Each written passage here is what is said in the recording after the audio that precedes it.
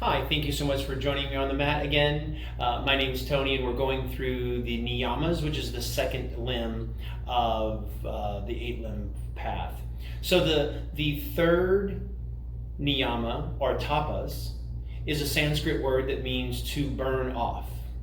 And how that's translated and what it means is like discipline, being self-disciplined.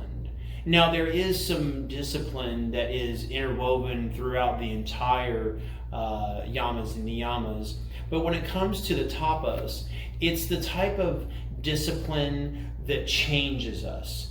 There's a transformation that occurs, and perhaps that's our mindset has shifted from the way we used to think to a new self, or we burn off this pent up energy and then we explore a new energy, and it, sometimes that's being a physical, like burning off, like maybe being in a position such as plank or chair pose, or like we discovered about myself last video, down dog is something that I was able to use to burn off, so to speak.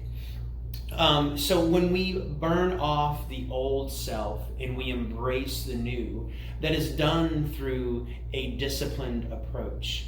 So sometimes that might mean showing up on a mat and challenging ourselves. That challenge can be to be on the mat in the first place, or just maybe you can't make it to the studio, so you do 5 or 10 minutes in your own home. But having a daily practice of some kind, having the discipline to be on your mat or in some type of meditative practice, to continue this process of changing ourselves and ever improving ourselves so we can transform into a new creature. So let's explore that on our mat today. We're going to start in a standing position, and we're just going to come into a chair pose. So from a Tadasana position, we inhale our arms overhead and we squat back into our seated position. Our abs are tight, our arms are high, stretching. We settle back on our heels. Our toes should be kind of light. Now, this is a position that is challenging for me. I actually kind of like it, probably because I'm a runner and I think of this as strengthening my legs. But if I want to challenge myself, I can come over to a spinal twist. And if I want to challenge myself even more and just burn off some ideas of I can't, and embrace an idea of I can, or I'll at least try. Opening up our arms, coming back into center, perhaps going to the other side, opening up. Again, this is a challenging position. It's physically challenging. The idea of tapas doesn't necessarily have to be a physical challenge, it could be a mental challenge. It could be dedicating yourself to meditating for at least 10 minutes a day for 30 days in a row.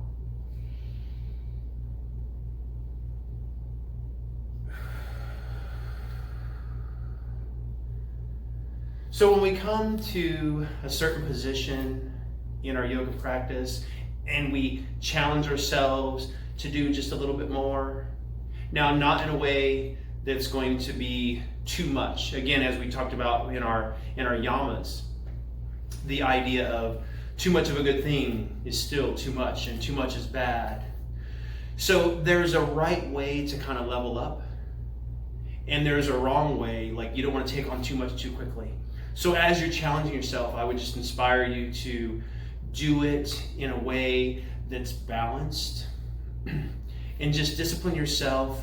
And the whole point of yoga and coming together on the practice is to improve ourselves.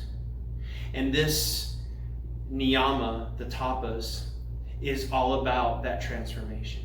And we can see how that permeates our entire practice, from our opening breath to shavasana to namaste. We challenge ourselves to be present in the moment at every moment. And that's another way that tapas can be incorporated into our practice in our lives. Thank you for joining me. Namaste.